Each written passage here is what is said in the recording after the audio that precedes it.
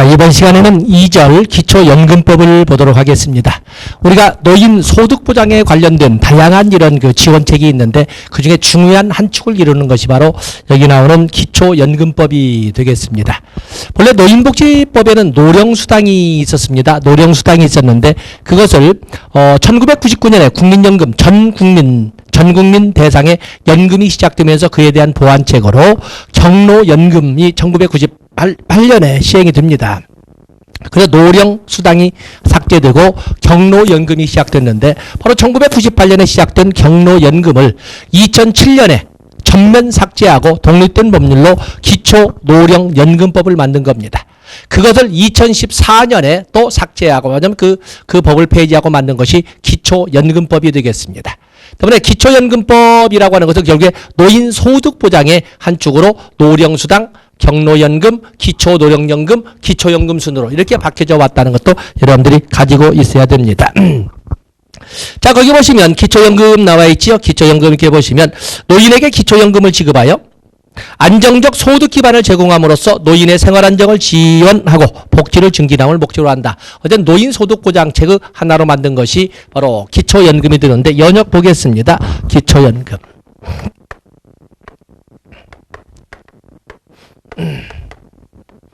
연역을 보면 원래 노령수당이 있었지. 노령수당을 바로 1998년에 경로연금으로 이렇게 바꾸었고 그리고 이 노인복지법상의 경로연금 조항을 2007년에 전면 폐지하고 기초노령연금으로 이렇게 제시를 한 겁니다. 그것을 2014년에 기초노령연금법을 폐지하고 기초연금으로 이렇게 바꾼 거죠. 그런데 연역이 노인소득보장의 한쪽. 물론 당연히 국민연금에 공적연금으로서 국민연금에 노령연금도 있지만 노령연금을 타기 위해서는 기본 조건이 그동안의 소득구조에 의해서 기여, 보험료를 낼 수 있어야 되는데 많은 사람들이 보험료를 낼 수 없었던 사람들도 있고 그들은 노후소득보장이 없는 거거든요. 그래서 이 사각지대를 보충하기 위해서 만든 것이 바로 저소득층 노인을 대상으로 하는 이런 기초연금의 연역이 되겠습니다. 자, 여기 보시면 여기에서도 보면은 기초연금법에 다른 건 외에도 정의의 소득인정액. 보통 우리는 국민기초생활보장법에서 소득인정액 그러면 소득인정액은 소득평가액, 근로소득, 사업소득, 이전소득, 재산소득의 합계인 소득평가액 플러스 재산의 소득환산액 그것도 기본재산, 금융재산 말고도 자동차까지 포함된 재산의 소득환산액을 합한 금액인데 여기는 좀 더 단서를 더 붙여서 소득인정액, 기초연금법에다 소득인정액이란 본인 및 배우자의 소득평가액, 본인 및 배우자의 소득평가액과 재산의 소득환산액을 합한 금액. 또 본인 것뿐만 아니라 본인 및 배우자의 것을 합한 금액을 말합니다. 다음에 기초연금의 수급권자가 나와 있군요. 기초연금의 대상. 자, 기초연금의 수급권자에는 65세 이상의 노인. 그렇죠? 65세 이상의 노인으로서 소득인정액 조건구비. 보건복지부 장관이 공표하는 소득이, 뭐냐면 보건복지부 장관이 고시하는 선정기준액 이하인 사람. 그러면서 이 대상은 65세 이상 노인의 70%의 선정 기준의 기준을 충족한 사람이 그 대상이 되겠습니다. 그래서 가장 어찌 보면 기초연금에 가장 중요한 것이 바로 그 내용이 되겠습니다. 65세 이상인 사람으로서 결국에 대상자 선정 기준으로서는 귀속적 욕구나 지위가 되겠고 그리고 여기는 자산조사가 되지 않겠습니까? 자산조사. 그렇기 때문에 보통 이 기초연금의 대상자 선정 기준은 귀속적 욕구 중에 연령과 그리고 소득 인정의 조건이라는 자산조사를 가지고 접근한다고 보시면 되겠습니다. 다음에 오른쪽에 보시면은 기초연금액의 산정이 나와 있죠. 기초연금 수급권자에 대한 기초연금액은 기준연금액과 국민연금 급여액을 고려해서 산정한다. 그래서 거기 기초연금액을 산정할 때에는 여러 기준을 사용하지만 반드시 고려돼야 될 산정 기준은 기준연금액 그리고 국민연금의 급여액 이 가장 대표적인 산정 기준으로 역할을 한다라고 보시면 되겠습니다. 기준연금액은 보건복지부 장관이 전년도 기준연금액에 대통령령으로 정하는 전국 소비자 물가 변동률을 반영해서 매년 고시한다. 그래서 기준연금액은 보건복지부 장관이 매년 고시하되 전년도 전국 소비자 물가 변동률을 반영해서 매년 고시하도록 되어 있습니다. 그래서 거기 보면은 기초연금액은 얼마를 가장 많이 줄 때가 얼마큼 주냐면 거기 보면은 산정한 2번에 1번입니다. 규정에 따라 산정한 기초연금액이 기준연금액을 초과하는 경우에는 기준연금액을 기초연금액으로 본다. 기준연금액을 기초연금액으로 본다. 그래서 상한선은 기초연금액이 기준연금액을 넘어설 수는 없다. 또 하나, 부부가 모두 기초연금 수급권자가 된다면 전액을 지급하는 것이 아니라 20%씩을 감액하여 80%씩만 지급한다. 라고도 밑에 나와 있지요. 그래서 본인과 배우자가 모두 기초연금 수급권자인 경우에는 각각의 기초연금액에서 20%를 감액한다. 즉 80%씩만 지급한다라는 것을 분명히 하고 있습니다. 다음에 페이지를 넘어가 보시면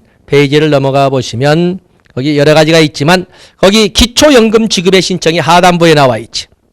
기초연금을 지급받으려는 기초연금 수급 희망자 그리고 대리인은 특별자치시장, 특별자치도지사, 시장군수구청장에 지급을 신청할 수 있다.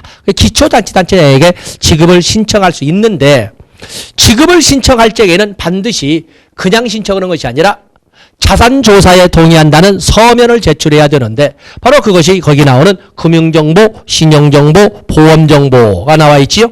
그래서 자산조사에 동의한다는 서면을 제출해야 된다. 바로 그걸로 인해서 기초연금은 공공부조에 속한다라고 설명하고 있는 것입니다. 다음에 쭉 내려보시면 기초연금의 지급 및 지급시기 특별자치시장, 특별자치도지사, 시장군수구청장은 기초연금 수급권자로 결정한 사람에게 기초연금 지급을 신청한 날이 속하는 달부터 신청일이 속하는 달로부터 상실한 날이 속하는 달까지 매달 정기적으로 지급하도록 되어 있습니다. 보통 우리가 국민기초생활보장법에 오면은 생계급여는 매달 20일 정기적으로 금전으로 지급하지 않습니다. 현금급여의 기본 그걸 말을 하고 있는데 여기도 역시 마찬가지로 신청한 날이 속하는 달로부터 소실된 거기 나오던 상실한 날이 속하는 달까지 매달 정기적으로 기초연금을 지급하도록 되어 있습니다. 정지된 데는 다 당연하고 페이지 넘어가 보세요. 거기에 보시면 다른 거 다 있지만 시험 공부하는 과정에서 어떨 때 기초연금 수급권이 상실되는가? 기초연금 상실이 나와 있죠. 4번에 3번 보면 기초연금 수급권의 상실. 당연히 사망한 때 또는 국적을 상실하거나 외국인이 되었거나 그다음에 국외로 이주한 때 국내에 거주하지 않을 때 이주한 때 또 그러면 기초연금 수급권자에 해당하지 않게 된 때 이 말은 뭐야? 65세가 나이가 줄 리는 없고 소득 인정액이 보건복지부 장관이 고시하는 선정 기준 이상으로 넘어졌을 때 이렇게 설명이 되겠죠. 그러면 65세 이상의 노인 중에 70% 이상의 소득을 갖게 되었다거나 이렇게 설명할 수가 있습니다. 자, 그래서 사망한 때, 국적을 상실한 때, 국외로 이주한 때, 또 기초연금 수급권자에서 벗어나게 된 때에는 바로 기초연금 수급 자격이 상실된다고 보면 되겠습니다. 다음에 기초연금 수급권은 양도금지, 담보금지, 양도금지가 되겠습니다. 뿐만 아니라 기초연금으로 지급받은 금품도 압류할 수 없죠. 국민연금이야 대통령령으로 정하는 150만 원 이상에 속하는 급여는 압류할 수 있다라고 볼 수가 있겠지만 기초연금은 그마저도 적은데 이건 어떤 이유를 대서라도 압류할 수가 없을 겁니다. 좋습니다. 다음에 비용의 분담이 나와 있죠. 오른쪽 배경은 비용 분담.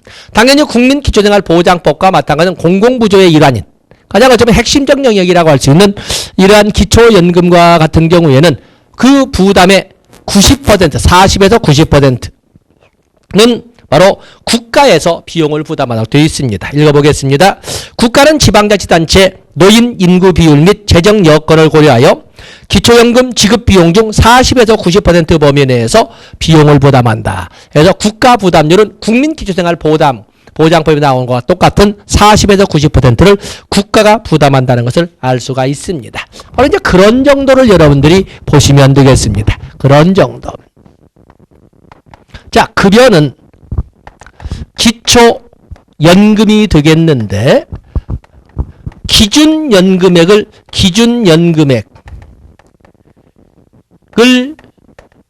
초과할 수는 없다. 부부 모두 수급권자인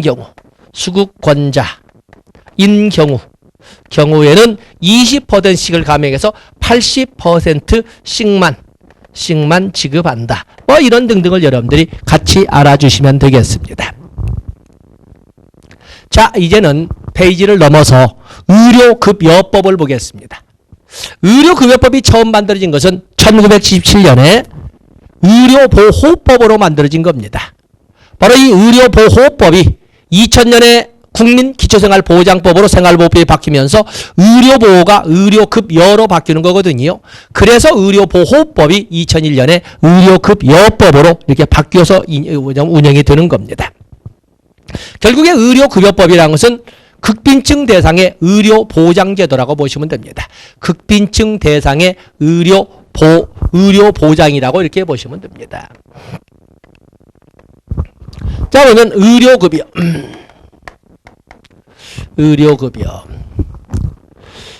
그 대상은 일종 수급권자와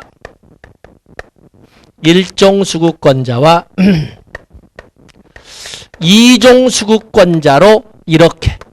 왜냐하면 의료급여라고 하는 것은 국민기초생활보장급여의 하나 아니겠습니까? 그 때문에 일종 수급권자와 이종 수급권자로 나오지만 그래도 거의 대부분은 국민기초생활보장법상의 수급권자가 될 거예요. 그러다 이거 다는 아니고 의료급여 수급권자는 소득인정액이 기준중위소득의 40% 이상으로 정하도록 되어 있는 대상자 선정기준 이하인 사람을 이렇게 말할 수가 있습니다. 그래서 수급권자 뭐 길게 되어 있는데 거기를 읽으라고 않겠지만 오른쪽에 있는 수급권자 구분 시행령에 의해서 일종 수급권자와 이종 수급권자가 있고 그리고 난민에 대한 특례가 있지요. 특례가 있습니다. 그래서 대상자 선정 기준은 국민기초생활보장법상에 나와 있습니다만 부양의무자 조건과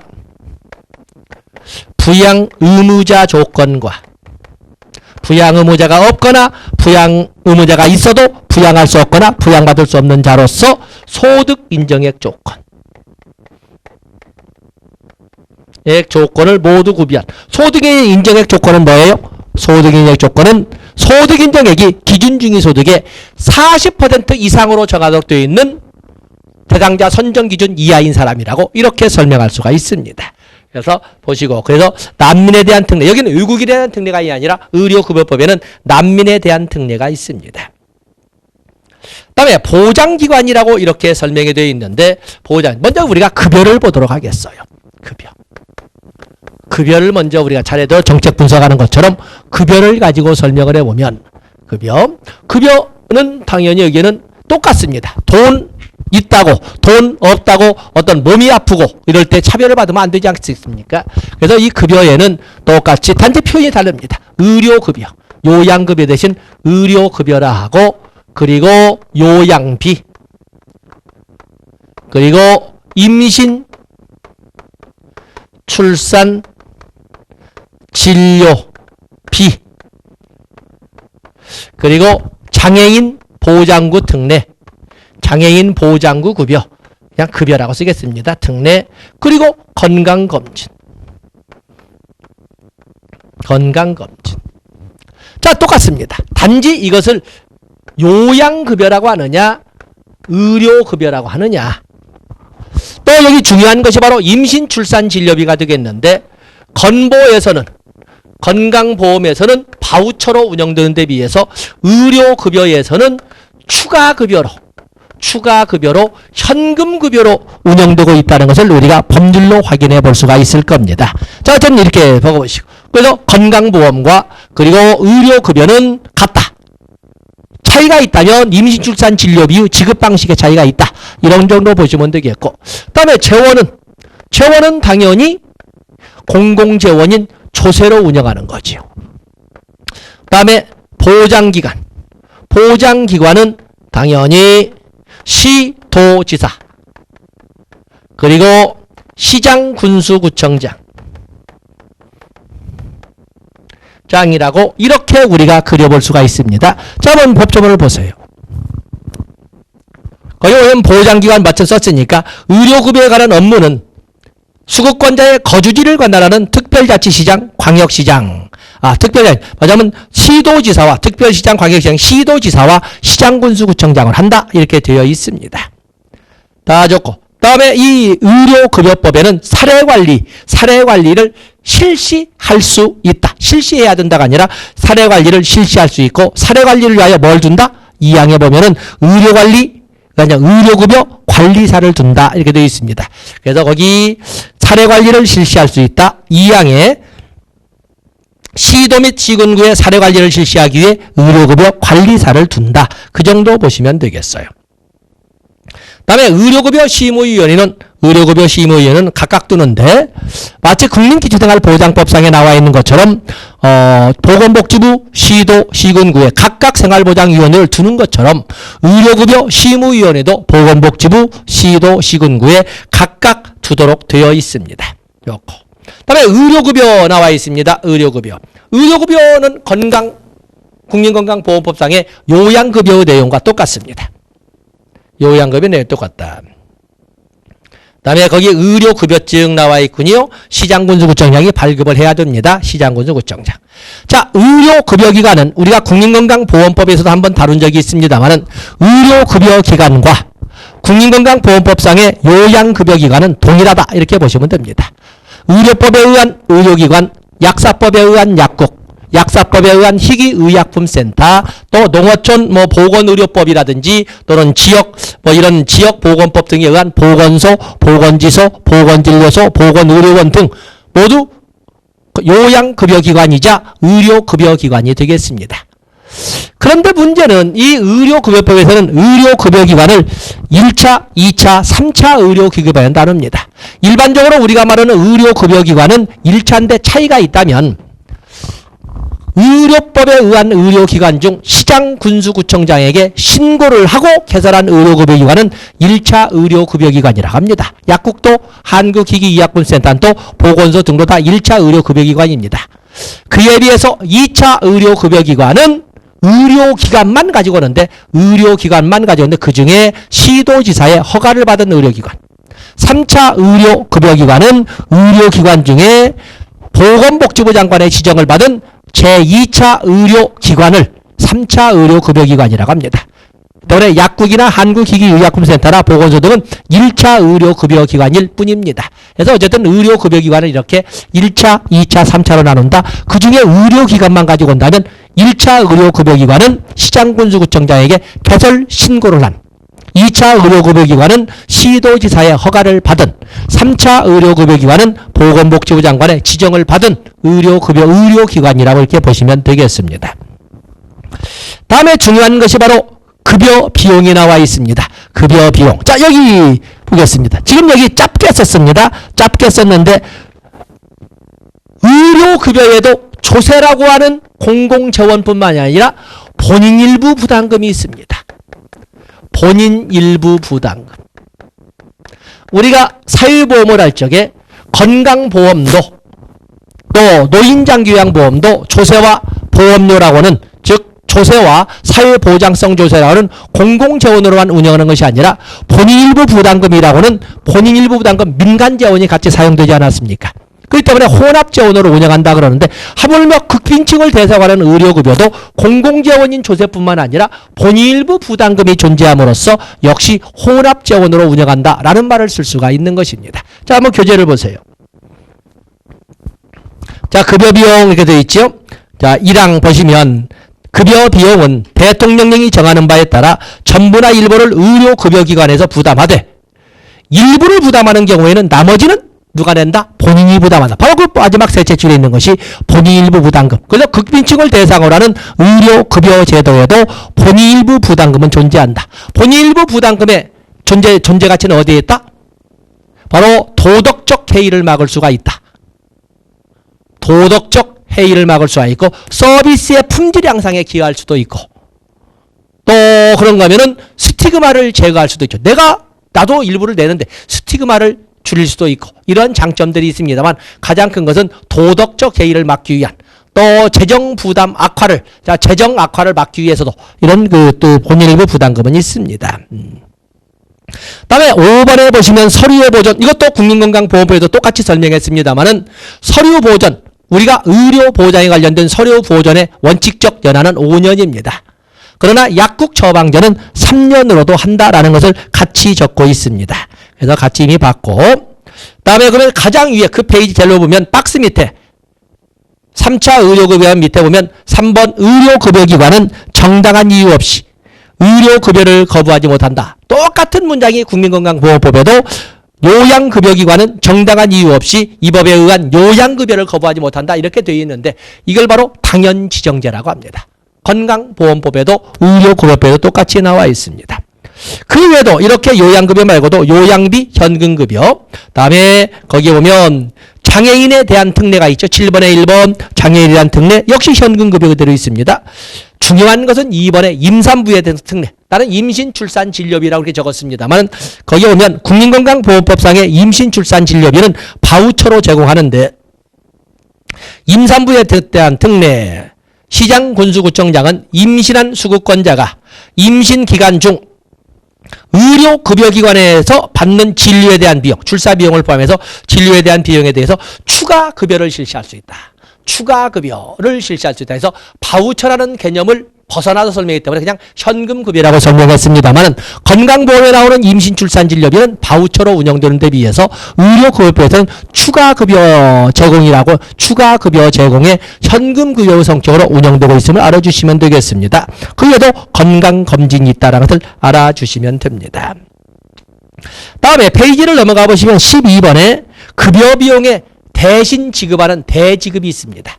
의료급여 비용에 대지급이 나와 있는데 거기 보시면 의료급여 비용, 의료급여 비용 12번에 보시면 의료급여 비용, 급여 비용의 대지급 해서 급여 비용의 일부를 의료급여기금에서 부담하는 경우에 나머지는 본인이 내야 되는데 그 나머지 급여비용에 비해서는 수급권자나 부양의무자의 신청에 따라 의료급여기금에서 대신 지급할 수 있다.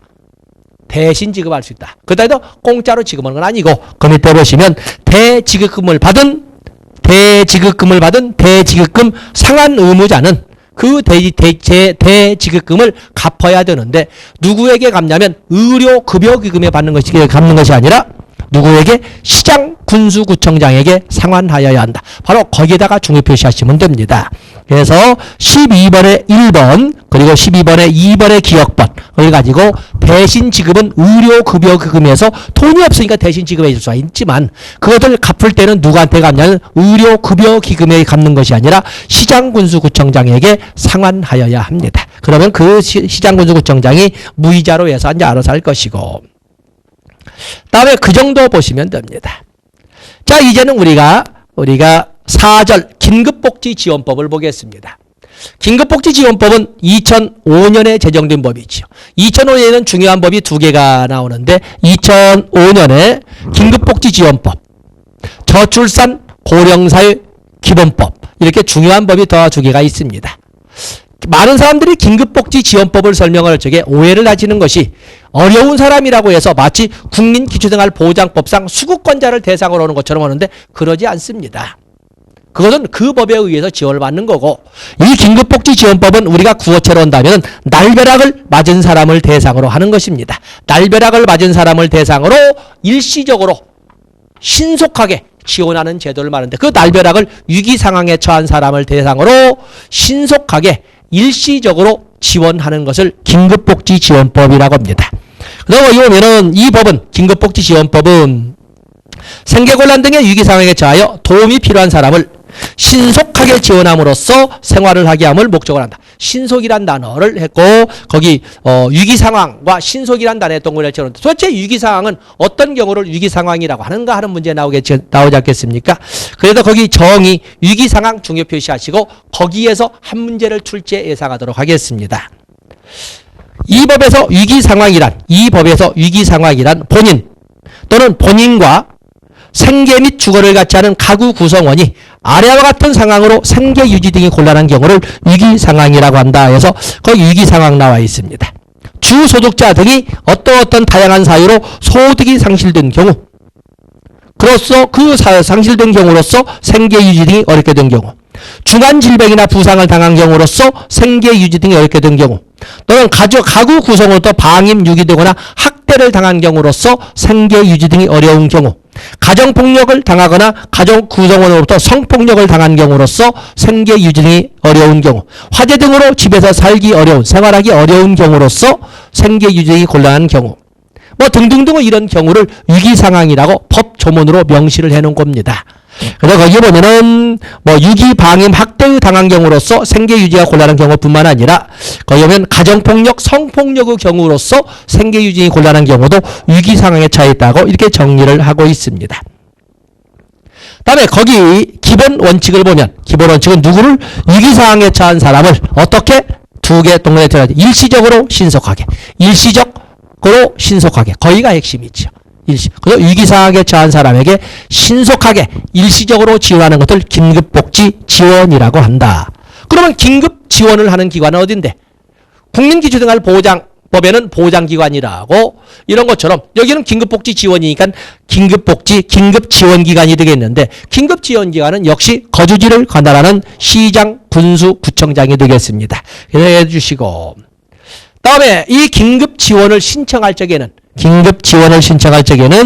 거기 보시면 2번에 3번 하단부에 보면 금융정보 등 이렇게 나와 있는데, 자산조사에 동의한다는 서면을 제출해야 됩니다. 아무리 날벼락에 떨어지고 빠른 지원이 필요해도 그 절차에는 아무에게나 퍼주는 수는 없는 거고, 그래서 자산조사에 동의한다는 서면을 제출해야 된다 해서 금융정보, 신용정보, 보험정보에 대한 정보 제공에 동의한다는 서면을 제출해야 됩니다.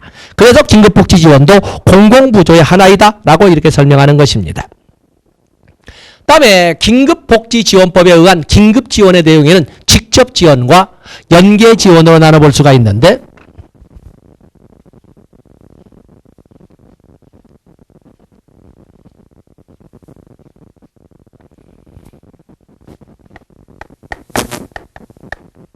긴급복지지원법에 의한 긴급지원에는 직접지원, 어떤 긴급지원의 어떤 위기 상황에 처해서 일시적으로 신속하게 지원해서 생활 안정을 도모하는 것을 말하는데, 여기 직접 지원에는 생계지원, 또 주거지원, 또 사회복지 시설 이용 지원, 또 기타 지원, 저는 약간 번호를 바꿨습니다. 그리고 의료 지원, 교육 지원. 자, 이렇게 6가지는 직접 지원이라고 이렇게 설명을 합니다. 굳이 교재에 있는 법 조문에 있는 번호를 바꾼 것은 뭐냐면, 생계 지원이나 주거 지원, 시설 이용 지원, 기타 지원은 1회를 원칙으로 하되, 1회가 아니라 1개월을 원칙으로 하되, 한 달을 원칙으로 하되 2번 연장 가능합니다. 한 달 언제까지나 지원하는 것이 아니라 한 달간 지원하는 것을 원칙으로 하되 2번 더 연장 지원할 수 있다라는 것을 말하고 있고, 의료 지원과 교육 지원은 1회를 원칙으로 하되 여기 보면 2번 더 연장, 2번 연장이 가능하다라고 원칙을 그렇게 정하고 있습니다. 1회 지원을 원칙으로 하되 이렇게 설명을 하는데, 좀 더 자세히 들어가면 다 다르죠. 그래서 거기 어쨌든 암기할 때는 국민기초생활보장급여처럼 생계급여, 주거급여, 의료급여, 교육급여 이렇게 하듯이 생계지원, 주거지원, 의료지원, 교육지원 이렇게 암기할 수 좋지만, 여기 우리가 공부할 적에는 지원의 방식이 거기 보시면 어쨌든 적어보시고, 다음에 간접지원으로서는 거기 보면 1번과 2번 박스 밑에 있는 것처럼 거기 연계지원이나 상담 이런 것 등이 있다. 연계지원이나 지원, 연계지원, 기관단체 등을 연계준 연계지원이나 상담이나 또는 정보 제공 등이 있다. 자, 이렇게 해서 긴급복지지원법에 의한 지원에는 직접 지원과 이러한 연계 등의 지원이 있다. 거기 보시면 지원한도 이렇게 보시면은 지원한도 니은 보면 생계지원, 시설이용지원, 그 밖의 지원, 주거지원을 뺀 생계지원, 시설이용지원, 기타 지원은 합쳐서 거기 보시면 합쳐서 총 6개월을 초과할 수 없다. 개별적으로 봐서는 한 달을 지원할 수 있고 2번씩 더 연장해서 3달씩 받을 수 있지만 이 3개의 지원이 모두 제공된다면은 어떤 이유든지 간에 다 합쳐서 6개월을 초과할 수 없다. 주거지원 역시 1개월을 원칙으로 하지만 1개월 범위 내에서 2번 더 연장할 수 있다. 그래도 총 주거지원까지 합쳐도 12개월을 초과할 수는 없다. 자, 이런 말들을 하고 있습니다. 그 다음에 의료지원, 교육지원을 합쳐서 2번을 하는데 거기 니 1번에 보면 의료지원은 교육지원을 합쳐서 총 2번, 교육지원은 의료지원을 합쳐서 총 4번을 초과할 수 없다. 자, 그래서 교육지원은 4번까지 받을 수 있습니다. 의료지원까지, 교육지원은 총 4번까지 받을 수 있지만 의료지원은 2번까지, 여기 한 번을 원칙으로 하되 의료지원은 교육을 포함, 교육지원을 포함해서 총 2회 2번을 초과할 수 없고 교육지원은 의료지원을 포함해서 교육지원은 의료지원을 포함해서 총 4번까지. 그래서 교육지원에 대해서는 보다 넉넉한 이런 공간 범위를 만들고 있습니다. 다음에 4번 젤로 밑에 중요 표시하시면서 생계지원 및 주거지원은 기준 중위소득의 100분의 40%를 각각 한도로 한다라는 것도 봐주셔야 되겠습니다.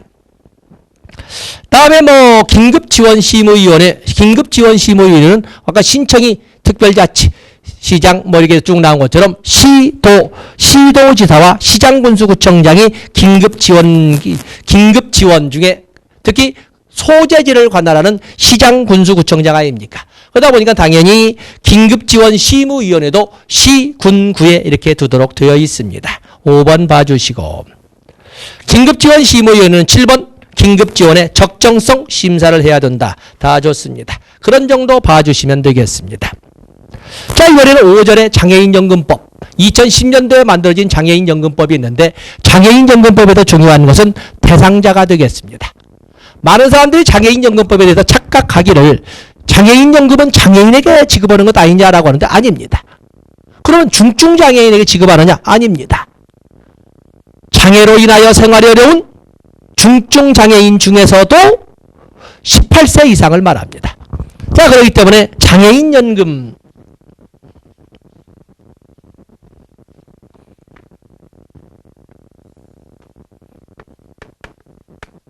장애인연금은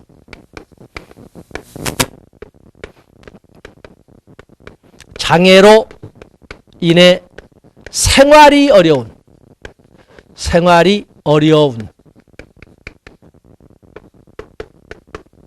중증장애인 18세 이상을 하지요. 자, 아동복지법에 의해서 18세 이상은 아동을 벗어난 거죠. 18세 미만이 아동. 18세 미만은 장애 아동수당이 지급될 거예요. 그렇기 때문에 여기 보면 대상자 선정 기준으로 정책론적으로 접근해 가서 본다면 여기는 당연히 뭘 주겠어요? 생활이 어려운 자산조사. 중증장애인지 아닌지 진단. 18이 넘었는지 아닌지 귀속적 욕구. 자, 이 장애인연금의 대상자 선정 기준은 장애수당도 장애아동수당도 똑같이 적용이 되겠습니다. 그래서 거기 뒤에 또 보겠습니다. 그래서 여기는 목적 1번 목적 장애로 인하여 생활이 어려운 중증장애인에게 장애인연금을 지급함으로써 생활안정지원, 복지증진, 사회통합을 도모한다. 이렇게 설명이 되어 있습니다. 그러면서 오른쪽 페이지에 보시면 3번의 수급권자의 범위 거기다 별표하시면 되겠습니다. 수급권자의 범위를 보면 18세 이상의 중증장애인으로 소득 인정액이 둘째 줄 끝에 보건복지부 장관이 고시하는 선정기준액 이하인 사람으로 말한다. 18세 이상을 원칙으로 하는데 만약에 초중등교육법에 의한 고등학교까지의 학교를 다니고 있다면 20세 이하까지 이렇게 본다는 것입니다. 그리고 중증장애인 중에 70% 수준이 되도록 선정기준액을 정하도록 이렇게 법으로 정하고 있습니다. 때문에 기초연금도 65세 이상의 70%가 되도록 장애인연금도 중증장애인 중에 70%가 되도록 대상자 선정기준을 정하도록 이렇게 법으로 정하고 있습니다. 장애인연금의 이 연금의 종류에는 기초급여와 부가급여가 있다. 기초급여와 부가급여가 있다. 이번에 1번 보면은 기초급여액은 보건복지부 장관이 전년도 기초급여액에 전국 소비자 물가 변동률을 반영해서 매년 고시한다. 기초연금도 마찬가지입니다. 똑같습니다. 3항에 보시면 부부가 모두 중증장애인으로서 생활이 어려운 18세 이상의 이런 그 과정에 있다면은 전액을 지급하는 것이 아니라 100분의 20씩을 감액하여 80%씩만 지급한다. 기초연금과 장애인연금에도 공통점으로 이렇게 설명을 하고 있습니다. 기초연금액의 1번과 3항을 가지고 여러분들이 접근하시면 됩니다. 또 그런가 하면 중요한 것이 있습니다. 밑에도 둘째 줄. 장애인연금 수급권자 중에 기초연금 수급자, 장애인연금 수급권자 중에 기초연금 수급자가 있다면 2번 받는 것이잖아요. 그렇기 때문에 중복급여는 안 된다 해서 5번 줄쳐놓으시고 중요 표시하시고 기초연금 수급권자에게는 기초급여를 지급하지 않는다. 공무원연금, 맞으면 장애인연금 중에 기초연금을 지급하지 않는다. 이렇게 보시면 되겠습니다. 다음에 페이지 넘어가 보시면 장애인연금의 신청 나와 있죠. 당연히 본인이나 또 그런가 하면 수급권자는 시장 군수구청장, 특별자치도지사 시장 군수구청장에게 장애인연금의 지급을 신청할 수 있습니다. 여기에는 특별자치시장은 들어있지 않군요. 그런데 신청을 할 때 중요한 것은 신청하고 싶어도 할 수 없는 경우가 태반일 거예요. 그럴 경우에는 그 소속, 시군구 소속 공무원이 직권으로 동의를 전제로 해서 직권으로 신청을 할 수가 있다. 이렇게 되어 있습니다. 그래서 특별자치도 시군구 공무원은 장애인연금을 필요로 하는 사람이 누락되지 아니하도록 관할지역 거주수급권자에 대한 장애인연금의 신청을 할 수가 있다. 그 경우 동의를 받아야 한다. 그래서 이렇게 대행이 나와 있는데, 그래서 장애인연금에 대해서는 꼭 사회복지 전담 공무원이라는 범위가 아니라 널리 소속 공무원이라고 넓게 설정했다는 걸 알아주시면 되겠고, 이때는 반드시 자산조사에 동의한다는 서면을 제출해야 된다. 자산조사에 동의한다는 서면을 제출해야 된다라는 것이 정보 제공에 이렇게 나와 있습니다. 정보 제공에 나와 있다. 다음에 거기에 보면은 똑같이 기초연금이나 장애인연금은 오른쪽 페이지 4번에 2번 장애인연금의 지급기간을 보시면 특별자치, 도지사, 시장군수구청장은 장애인연금 지급이 결정되면 신청한 날이 속하는 달부터 소급권이 소멸하는 날이 속하는 달까지 매월 정기적으로 지급한다. 기초연금도 장애인연금도 똑같은 규정을 두고 있지 않습니까? 그 정도 여러분들이 봐주시면 되겠습니다. 그리고 페이지를 넘어가 보시면 만약에 여기에서 권리 침해가 있다면 누구에게 하소연을 해야 되는가 하는 것이 이유 신청으로 나와 있는데, 장애인연금의 지급 결정이나 그 밖에 이 법에 따른 처분의 이유가 있는 사람은 특별자치도지사, 시장군수구청장에게 이유를 신청할 수 있다. 그런 정도를 여러분들이 봐주시면 되겠습니다. 나머지는 문제를 풀면서 자세한 답이니까 하나하나 적용하도록 하겠습니다. 자, 이렇게 해서 우리가 중요한 공공부조에 관련된 법령을 일별을 해봤습니다. 자, 이 정도하고 다음 시간에는 사회복지 서비스에 관련된 중요한 출제 범위, 아동복지, 노인복지, 장애인복지, 또 영유아 보육을 중심으로 해서 진행하도록 하겠습니다. 고맙습니다.